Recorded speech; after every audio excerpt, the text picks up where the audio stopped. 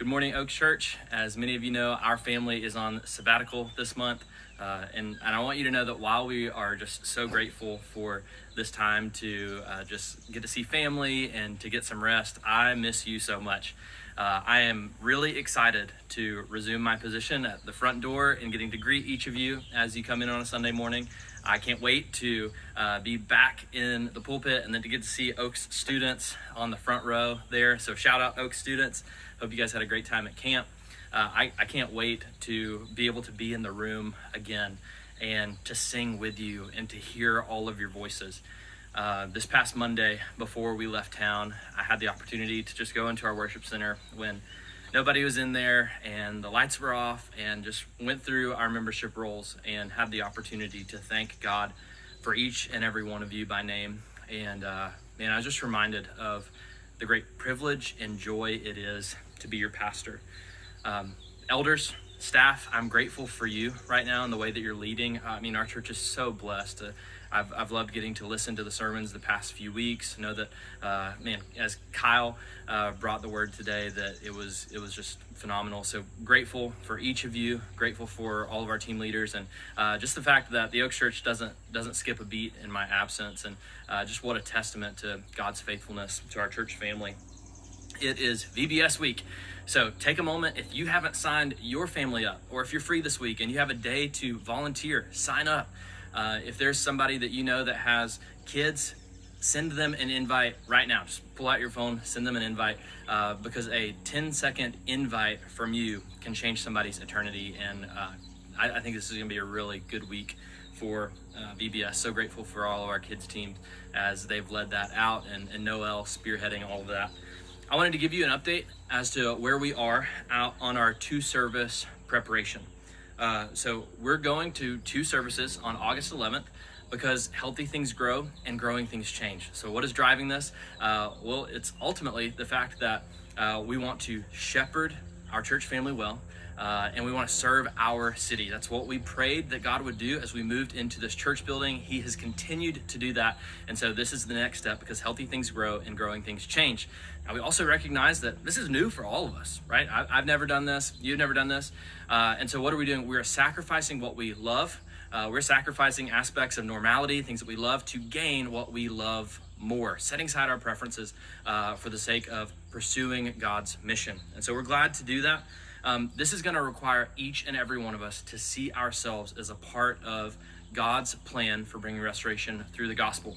I've said before that there are no sidelines, there are no grandstands at the Oak Church. Every single one of us is a part of this ministry. And so as Ephesians 4:12-13 says, that the job of the pastor is to equip the saints for the work of the ministry, and that is what's happening.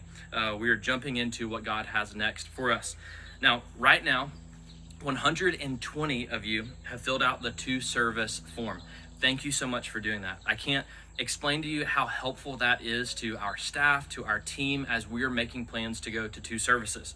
Now, I will say that right now, the 9 a.m. service time is filling up a little bit faster than the 10:45 service time. So if you don't have a preference, if you're saying I'm up in the air, my mornings could go either way, then consider being a part of the 10:45 service, just to balance those things out, because the whole purpose of doing this is creating room for people that want to come get involved. So if our 9 a.m. doesn't have room for people, then we're not accomplishing the purpose that we hope to in moving to two services. Now let's talk serve opportunities. The move to two services is going to create the need for 250 volunteers every single Sunday. Now, that might sound like a lot, and at the same time, we know that every single person that is indwelled with the Holy Spirit has gifts to make much of the glory of God through their serving. And so we're excited about this. We look at the opportunities to serve, and we see that this is going to actually mobilize a lot of our people to use the gifts that God has entrusted to them. And I don't know about you, but that's one of the ways that I've personally grown the most in my faith, whenever I've been challenged to use the gifts that God has given me. And I think that's what's going to happen in the life of our church. Now, it could sound like daunting that we need 250 positions, but guess what? 69% of those positions are already filled by the time that I'm making this video, and we're still a couple weeks out. So hear me say this: we're in a really good spot. We're on track. Team leaders, don't lose heart. We're in a good position, okay? So Whereas it might feel like, oh man, we still have a long ways to go. This is kind of where I expected to be at this point. Don't worry, God hasn't brought us this far to cause us to fail now, and we'll be where we need to be by the time we get to August 11th. One of the verses I've been memorizing throughout my sabbatical is Psalm 31:19, that says, "Oh, how abundant is your goodness, that you have stored up for those who fear you, that you have worked for those who take refuge in you." How abundant is God's goodness. We're going to see that as we go into this next season of our church's history, if you will. Now, let me say this. If you are a member and you haven't signed up to volunteer yet, please do so. If you haven't signed up to say which gathering you're going to, please do that. I know that some of you might be saying, I'm going to wait until August 11th to just kind of see how things shake out, to see where there's the biggest need. It's actually more helpful for us if you don't wait to see where the biggest need, but if you just go ahead and take the step and say, this is the service I'm going to go to, and this is where I'm going to serve each and every week. Please go ahead and do that, because that's what we need to go ahead and I would love to see by the end of this week for us to move from that 69% of serving to over 80%. That is going to make our team leaders' life so much easier. Now let me say this too. If you're someone who is sitting there and you're a first-time guest this Sunday, I hope to meet you next week. But let me say this as well. If you are wondering if there is a place at this church for you to get involved, maybe you're looking around the room and you have the question right now, is there a place for me to make a difference here? The answer is a resounding yes. We need you to be a part of this. So this is the perfect time to get involved at the Oaks Church. Go to Starting Point, get involved, go next week. If you are going through Starting Point right now, you're somewhere in that membership process, we have a member meeting next week. I invite you to join our church next week so that by the time that August 11th gets here, you've been trained to be on a serve team and you are ready to jump in. Now, let me say this. We have the greatest needs in Baby Oaks and Junior Oaks. This is the time, right, to pour into that next generation. Also, the children of our church are precious. Like, what a great opportunity. So if you're saying, you know what, I don't know where to jump in, even if you're somebody who's not really familiar with kids, there are people in the class each and every week who are children experts. But we need some hands to come in, serve alongside them. So jump in to serving in Baby Oaks or Junior Oaks. Not only will you serve the next generation of our church, but you will honor Anna Rogers and Joy Jackson, who are our Baby Oaks leader and our Junior Oaks leader, who have poured their heart and soul into this ministry. And this is an opportunity for us to come alongside them, to bear the load and to be a part of what God is doing in this moment, so that we can pour into our kids, but also so that we can be a part of these two ministries. I also want to provide some clarification, just as you seek to prioritize maybe some of the different opportunities that we have at the Oaks right now. I'd say that there are 4 big opportunities that exist on a weekly basis for you to grow in your walk with the Lord. That's the Sunday gathering. That's our missional community groups that will start back up in the fall. That's our serve teams, and that is our equip classes. Perhaps you're wondering, how do I prioritize these? Well, first and foremost, we'd say worshiping on the Lord's Day with the church family is first and foremost, all right? So prioritize the Sunday gathering. Then we'd say being in missional community group is a big part of your discipleship, to go from rows to a place where you're in a circle, where you're growing in community with other people.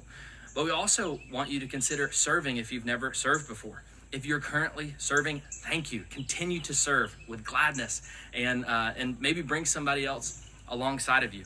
And then fourth, we have equip classes. We're going to be offering 2 phenomenal equip classes this semester. One will be soul care for one another. I mean, if you've ever sat in an MC and you're like, I don't know how to respond to this person who's just shared something really heavy, this is going to be the class where you learn some of the tools that are going to be essential for pouring into your brother or sister in Christ. We're also going to have a spiritual formation class where we're going to be talking about some of the things that will help you enjoy the presence of God. As Psalm 16 says, that there is pleasure at your right hand. There's joy in the presence of God forever. We want each of our church members, each person that calls the Oaks Church home, to experience that. And so that's going to be the opportunities that we are offering. Now, everybody is going to be asked to take a next step here. But that next step is going to look different for everybody. We often say that not every person starts at the same place or grows at the same pace. All right, so maybe right now you're attending the Sunday gathering twice a month. What does it look like for you to say, every week that I can, I'm going to be here at 9 a.m. or 10:45? And that's your next step. For some of you, it's going to be, I'm going to join a missional community group. For some of you, it's going to be, I'm going to join a serve team for the first time. I'm going to sit one service time, and then I'm going to serve the other service time. That would be huge if you would take that step. That would not only help our church, it would grow you and your dependence upon the Lord and your awareness of his presence. And then finally, these 2 equip classes that we're going to be offering are going to just be great helps to you as you grow in your walk with the Lord. Now, we know that every season of life is different. So maybe you're in a life stage where you're like, hey, the Sunday gathering, being there for an hour and a half, that's what looks like the next step for me right now. And I want you to know that's okay. For some of you, you're saying, you know what, not only can I serve on Connections team during the hour that I'm in, I think I can also serve in kids on a 4-week rotation. That's great. Take that next step. Now, I'll tell you, I'm at like 11 minutes here. This video has already been longer than I thought it was going to be. And at the same time, I haven't preached in 3 weeks, so you got to cut me some slack, right? But I want you to just reflect on Psalm 48. As I was trying to think through all this and really just kind of seeking the Lord in this, I came to my Bible reading in our Bible reading plan on Wednesday and read Psalm 48, and my heart was just kind of flooded with a peace that I think only the Lord can give. I read these verses, beginning in verse 12. Walk about Zion, go around, number her towers, consider well her ramparts, go through her citadels, that you may tell the next generation that this is God, our God forever and ever. He will guide us forever. And that last line, I mean, telling of the next generation that our God, he is our God, and he will guide us forever, just kind of filled me with confidence as we go into this next stage of life in the Oaks.